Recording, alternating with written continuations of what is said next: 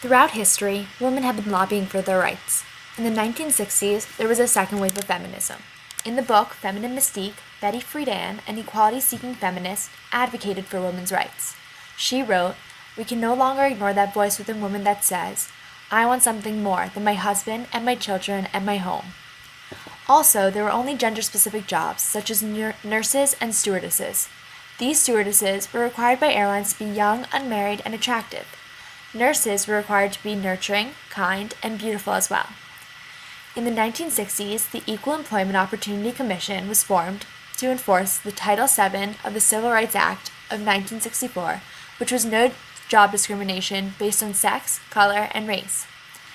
In 1965, the EEOC began investigating discrimination complaints. Female flight attendants were among the first women to challenge the sex discrimination in their jobs. Also, the National Organization for Women was created in 1966. They advocated for women's rights, such as pro-birth control and abortion. Among the many social expectations that women were supposed to fulfill, beauty pageants were very important. They were first discovered in 1854 by P.T. Barnum, and eventually, in 1968, beauty pageants were protested.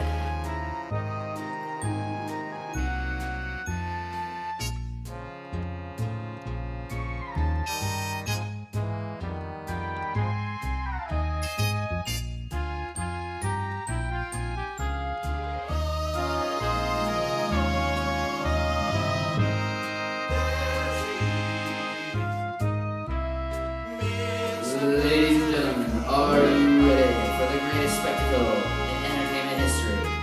I'm your host, Derek Fox. We have 50 beautiful ladies here tonight who all think they can make the crown. Let's meet our first contestant. Our first contestant hails from the state of Virginia, Debbie Shelton. Debbie works as a committed nurse, which explains her nurturing personality. She's a loving mother to her 6 children and a very obedient wife.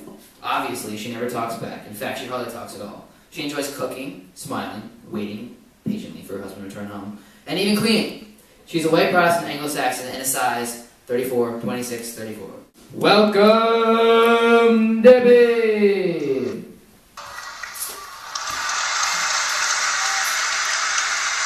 So, Debbie, I have one main question for you. Yes? What are your future plans? Well, I hope to travel and save the world one step at a time. I believe that a woman can be a goodwill ambassador instead of some silly politician. That's just fascinating, ladies and gentlemen. Okay, thank you, Debbie.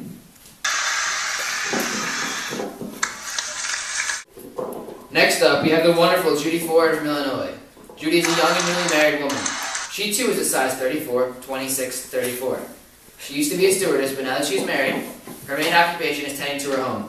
Ladies and gentlemen, give it up for Judy! Judy, what are your plans for the future? To have lots of children. Wow, well then you are definitely a perfect contender for this pageant. Good luck to you!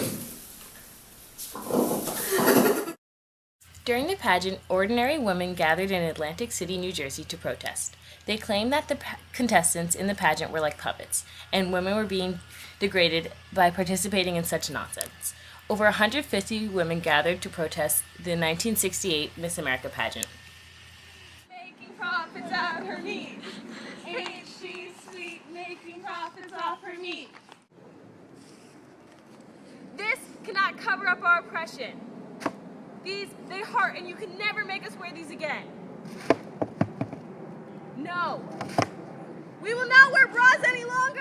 Women known as ZAP protesters began to burn their bras and throw Playboy magazines, dish detergent, curling irons, girders, high heels, and any items oppressing women into freedom trash cans. Women also claimed that they were judged like cattle. Women believed that the contestants were being paraded around like animals. They therefore paraded a sheep around during the protest. They crowned and draped a banner over the sheep, calling it Miss America. Another group of women called the New York Radical Women handed out brochures at this protest, including 10 reasons why the pageant was especially degrading to females. The protesters believed that the pageant represented the specified roles that society forced women to play, trapping females in beauty and social standards such as being young and malleable. The pageant, along with magazines such as Playboy, brainwashed girls into thinking they had to become a sexy woman. They argued that the pageant was racist as there had not been one black, Puerto Rican, Alaskan, Hawaiian, or Mexican American winner in the competition. They believed that young girls would wish to become thoughtless pageant women who relied on their beauty, grace, and conformity. Because of this protest, the women's liberation movement was brought to the forefront of American society. To lighten up people's view of the horror of fighting war. What does that mean? 34. Welcome, Debbie. What are your future plans? Well, I plan to travel and save the world one step at a time. I believe that a woman can be a goodwill ambassador more than any politician. Welcome, Julie!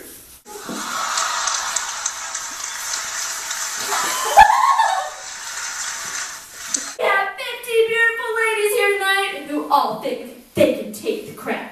Let's meet our first contestant!